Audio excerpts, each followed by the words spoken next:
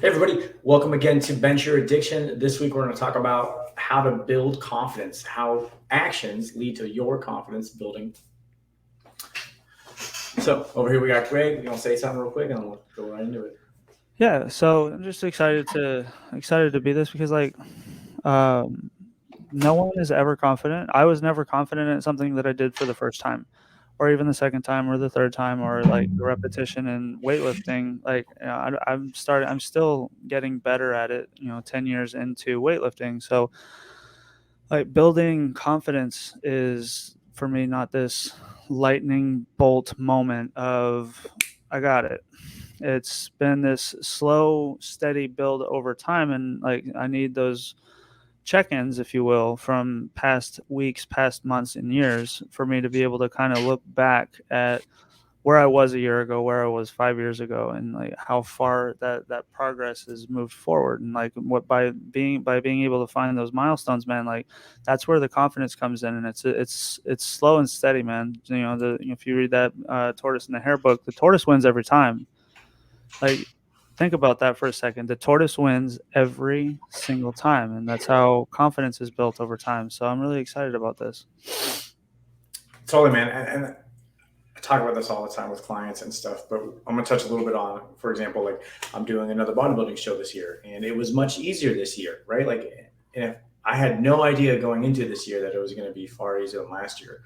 Mm, Last year I was super strict and I did really well and I ended up winning and it was great, but like mentally it was really hard and rough. And at the end of the show I was like, man, I don't know if I want to do that again, right? And then once I like rested and regenerated a little bit, I was able to be like, all right, well, let's do it. And this year I took a much healthier approach. And for me, it was just to be a little bit more flexible on myself, right? Like I didn't need to be so rigid about my training and my diet. And it made everything much easier this year. And it's crazy how easy I'm able to build confidence from show to show. And this year I feel like I can do it, keep doing this all year, right? Talk about doing another show this season and how that builds success on everything. And I always like to tell clients that failure is good for the soul, right? Like when we fail at things, we know, okay, cool, that's what it took for us to fail, right? So especially when in the gym, when lifting weights, like we want to push ourselves to the limit. We want to know where we can go and then we can build from there, right? And the way you build confidence is by completing acts, right? The way you build self esteem is by doing esteemable acts. Like when I first started this whole process of like, for example, getting sober, right? Like 10 years ago, just shy of 10 years ago, someone told me to start writing a to-do list and make it simple, but it's about completing it, right? And it was very simple things like brush your teeth, put your clothes away, go on a walk, right? Like eat dinner, right? Like super simple stuff. At the time was a challenge, right? Now my to-do list 10 years later is far, far greater than that. It's like get 1,000 active members, right? Win this next bodybuilding show, right? Like those kind of to-do lists and I accomplish them. And that's how I look at it in my mind. It's not like oh, I hope I do good. It's like, this is what I'm going to do because I've done the steps to build the kind of confidence to have in myself to do these things. And I always like when I see clients transition to that moment, they're like, a client told me today, literally just today, she's like, when I do the core workout, it's not, I hope I can make it through this. It's, I know I'm going to make it through this.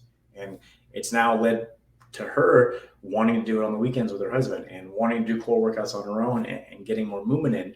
But she's literally said that to me today. She's like, I don't think about it as if I hope I can make it through anymore. It's now I know I can make it through. And that's like a big mental shift for her and how much it helps her get through things, right? 100%. And like that's something that we get to do as coaches, man, because I wish I had invested in coaching a lot sooner than I did. Personally, like outside of my collegiate swimming career, I don't know why I thought I could go from having, I had a coach my entire life from the time I was 4, because that's when I joined a competitive swim team, up until I was 22 when I finished, put my hand on the wall for the last race at my national championship my senior year of college. I had a coach, and then I graduated, and all of a sudden I didn't. And like I staggered and struggled for a while. But anyway, so that's an aside. So, but like, that's something that we get to do as coaches is guide people through this unknown experience. We've done it so much that we know what happens on the other side, but there's so much fear and uncertainty, and people are so afraid of failing. because it makes them feel like a failure. And like that's one of the hard lines that we need to be able to discern is like failing does not mean that we are a failure at all. I had to fail several times to get clean and sober before it actually stuck. But the fact is that I was willing to continue to try.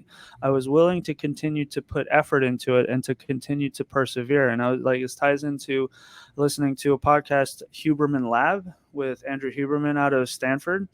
And it's a phenomenal podcast. He's long-winded and his podcasts are really long, even solo ones. So like, I don't listen to an entire one. I don't have time to listen to a 2.5 hour podcast all at once, but man, he's got some solid nuggets. And the one that I've been listening to here recently was uh, learning to grow and learning to adapt using or utilizing a growth mindset.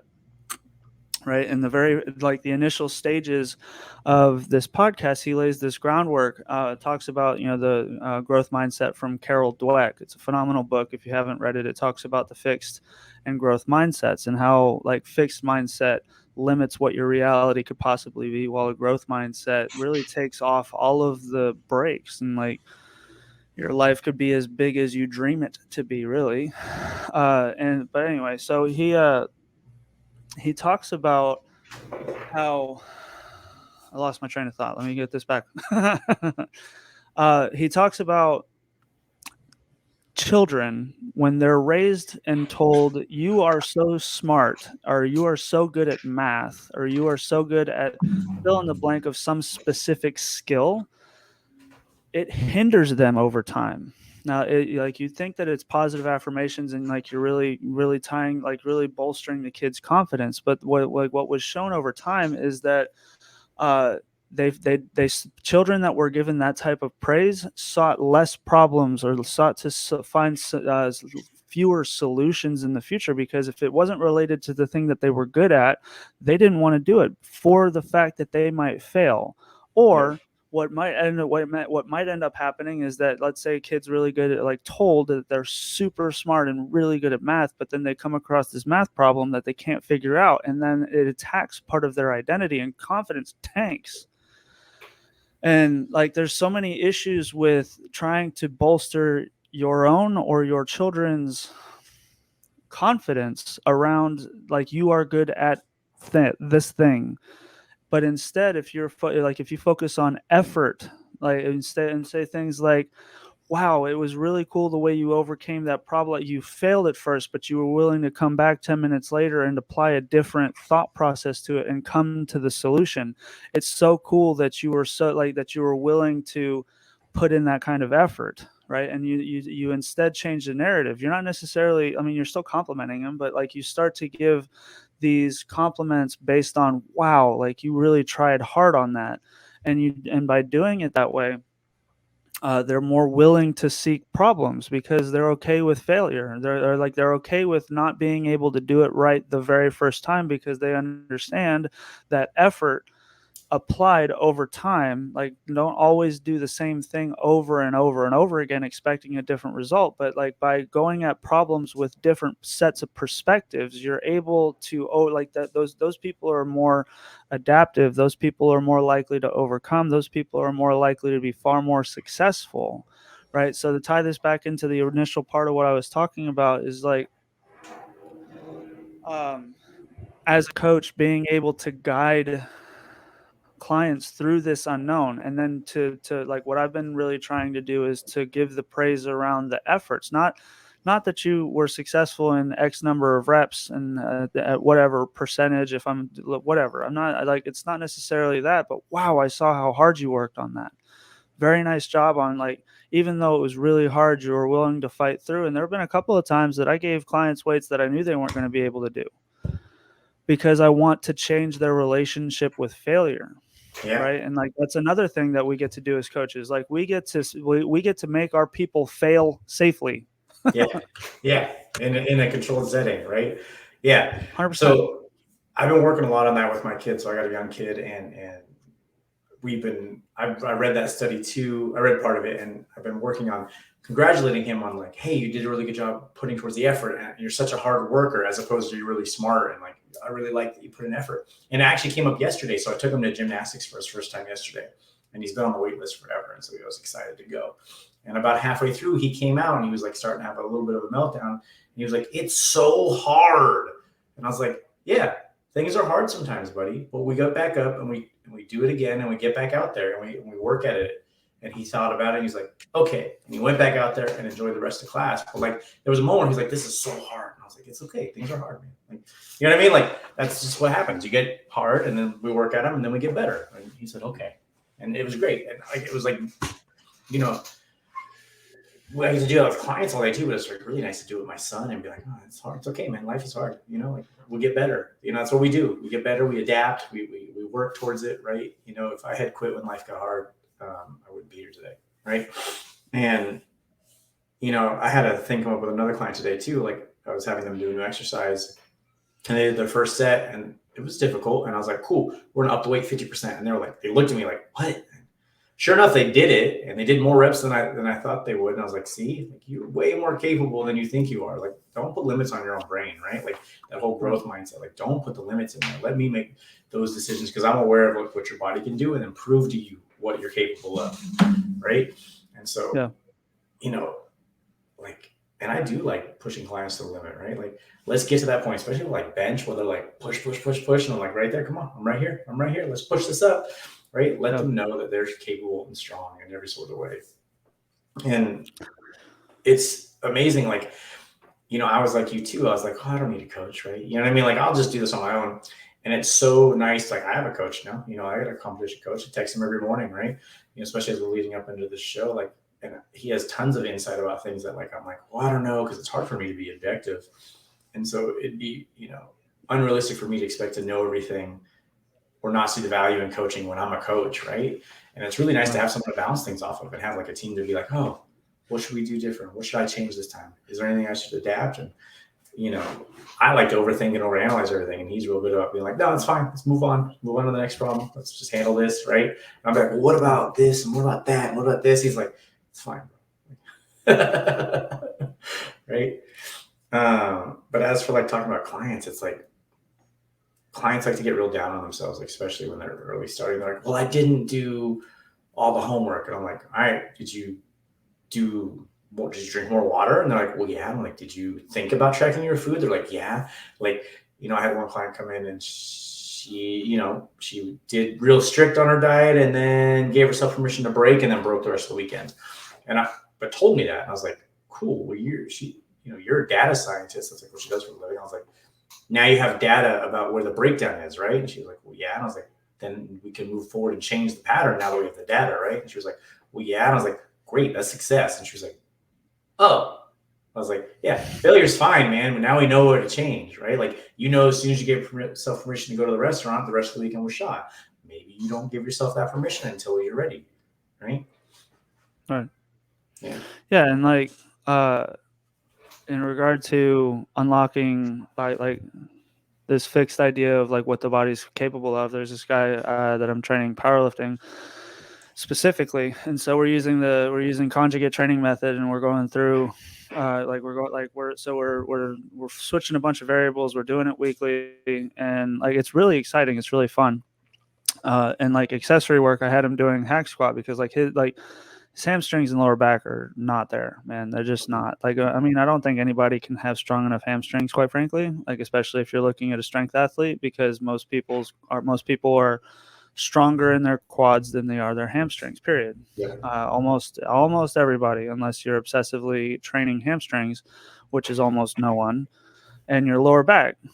People don't like. People are so afraid. My experience anyway, like with the small community of people I've come into contact with and people that I've talked to, they're so afraid of training their lower back directly. If they feel any type of lower back pump, they just immediately associate it with something that's horrible and it will kill them. Like, but training this guy, we were doing hack squat, and I just give it like in some of the exercises, I just give him rep ranges because I want to see what he can do. And I just want to see where his mindset's at. And so hack squat, I set it up so that it's mostly glutes and hams in the way that he drives out of the bottom. And Told him 8 to 10. First set, he did 8. And it was like, he looked like he was grinding for 8. Like, and I didn't argue him. I just wanted to see where he was. I'm willing to push him, but I wanted to see how far he would push himself.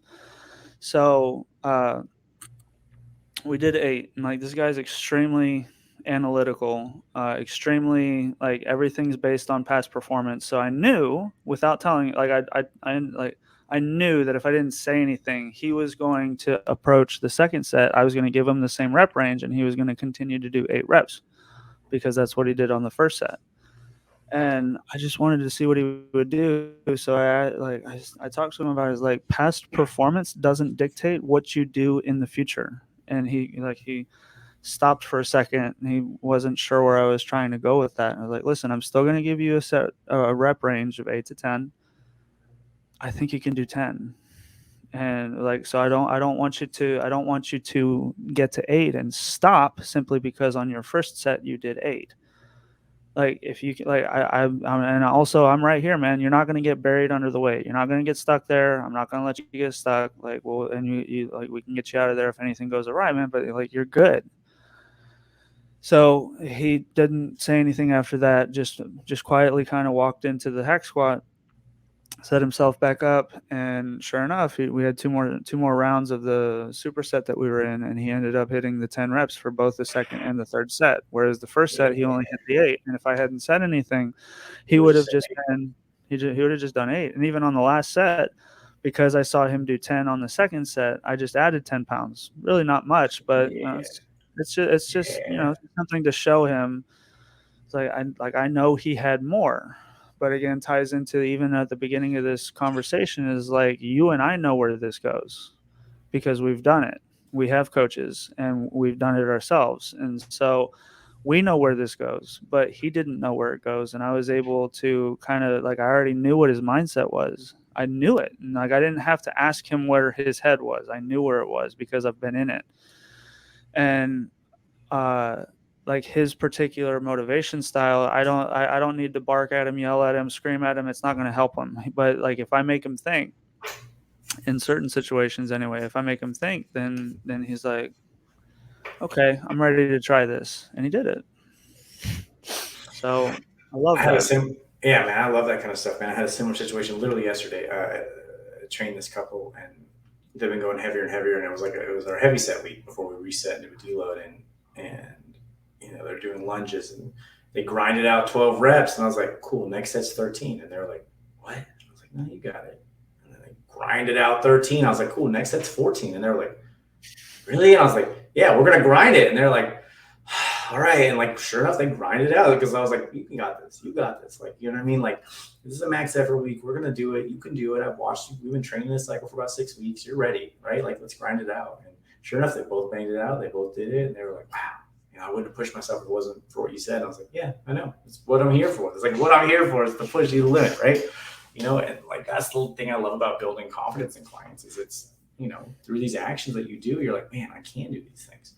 And then I talk about it like in the rest of life, right? Like, if you can apply these methodologies to your health and in the gym, why can't you apply it to the rest of your life, right? Like I have a client that's super successful. And I was like, when you decided to become a millionaire, were you a millionaire overnight or did you decide first and then become a millionaire? And he's like, I decided first and then very shortly I became a millionaire within 6 months. And I was like, cool.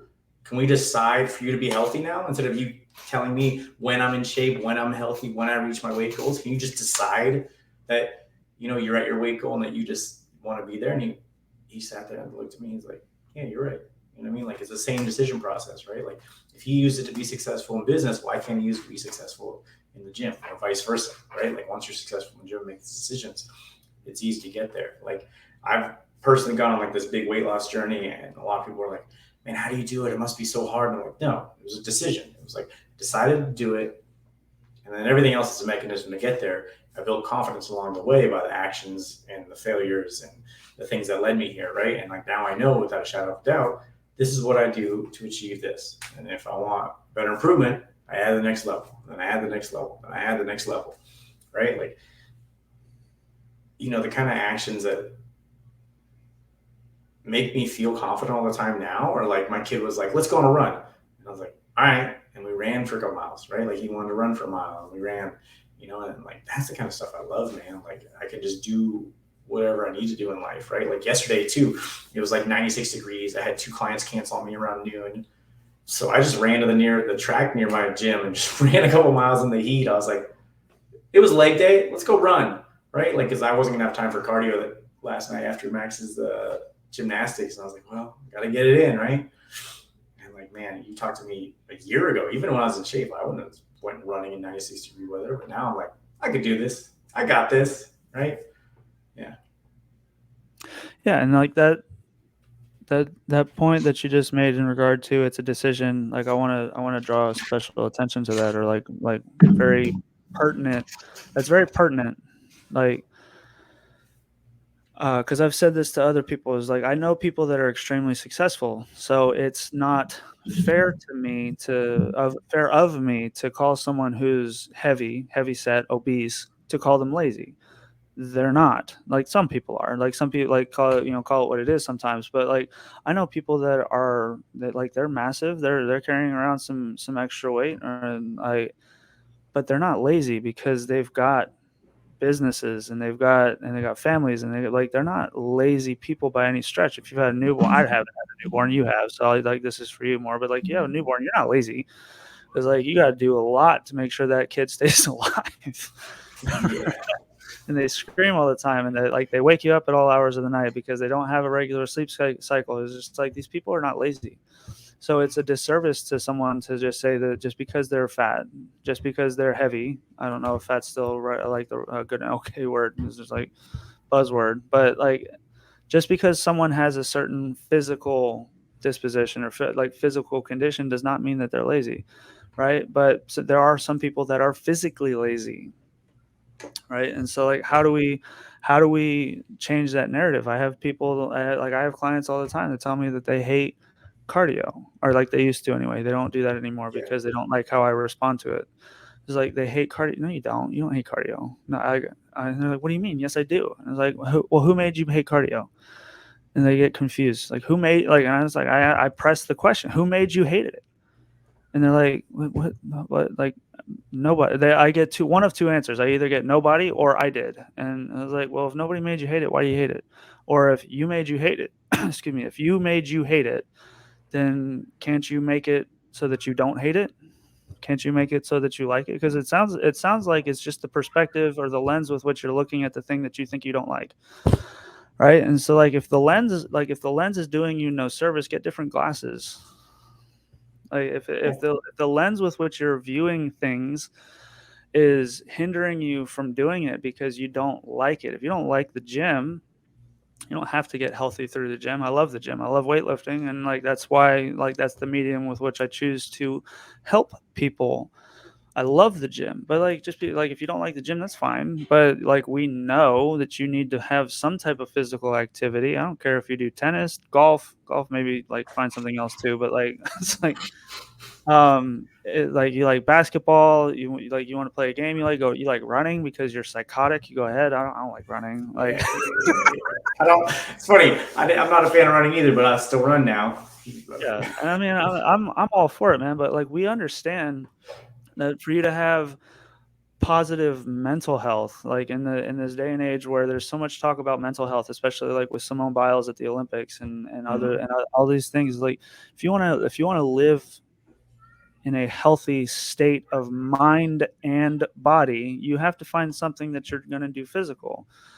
And this is where I advocate the gym. And if you hate weightlifting, or if you're unsure of it, or if you're fearful of it, or you're scared of it, and like good, that's good, because like no one rode a bicycle 2 wheels down the street without a little bit of fear the first time, or like nobody drove a car for the first time without a little bit of fear. Now you can drive clear across town, park your car, and you're like, how the hell did I get here? Because your mind is on such an autopilot, like you don't even think about it, right? Like there was something like anything and everything we've ever done. Like if you ever been on a sales call, I'm sure that you've ever been in any type of sales position. Your first ever sales call, you probably about shit yourself. Like you Mhm. probably scared, terrified of what the result was going to be. And really the worst thing that was going to happen was the person was going to say no, which isn't really even anything to be that scared of. Right. And so Yeah. like, and like there are risks to physical activity like in the gym. Then this is where you can hire a coach. It's just like, I also understand if you chose to get out of bed this morning, you're taking a risk with your own life. If you are a maniac and decided to get on the interstate, you put you it's like you don't Yeah. have you don't Yeah. have to drive, like, you can drive completely safe, but that doesn't mean everybody else on the road is. So like you're like, or you could hurt yourself in the gym. Yeah, you could also roll your ankle stepping off of a curb. So like there's legitimacy to the fear. And that's fine. I'm not saying that you like, but courage is to do things in spite of the fear. Courage is not the absence of, Spider. Yep. right? And so if you're so scared at starting an activity that you're like you're not even really sure where to go, then this is where coaches are a must. But if you if you really want to, like, you're going to assume some type of risk. And but the thing is like it's going you're like it will become second nature soon enough. I don't have to think necessarily about which exercises are the ones that are going to best target my chest or my back or my legs. But I can tell you for sure, when I was 18 and a monster in the gym, not monster because I was lifting a lot of weight, monster because I was just absolutely atrocious. Like, monster in the sense of like, I was not looking good. I was not looking good in the gym, man, when I first started. But Oh man, I like, know, I know. I've grown over time because of my persistence. And now in something where like when I started weightlifting, man, I started weightlifting with guys like at 18, you don't warm up. So like I would weightlift with No. guys. We'd walk into the gym. We had two separate benches. There was one that would like my friend Clay and Sam. They would start at 225 on a barbell bench. Knock it out for an easy 10, 12, maybe even 15. Sometimes they wouldn't even put the quarter on. They would just blow past 275 straight to 315 and just like freaking rip it, man. And like I, on the other hand, had my barbell with 25s on each side, and Yeah. I failed to finish my sets because I wasn't strong enough to do a 95-pound bench press for a set of 12, 10, 8. I couldn't do it. I still remember that and always will. And now I get on a call with my friends from college, and my strength levels have surpassed all three of them, Clay, Sam, and Zach. And the only thing that was different is that they found lives that, and of course we all do this, but they found lives and they left the gym. I found my life in the gym and stuck with it. And like it's only because of that my strength is surpassed, and I'm extremely confident in the gym. Right. So It's like like this is full where circle, man. It's tortoise in the hare. 100%, man. So just because you're not confident now, or even maybe a little bit fearful, is not the reason to step away from it. Step into it, do it safely, find ways Yep. to fail safely, and Yep. you'll be amazed at what happens in a year, 2 years, 5 years time. Yeah. It's amazing how quick it'll happen too.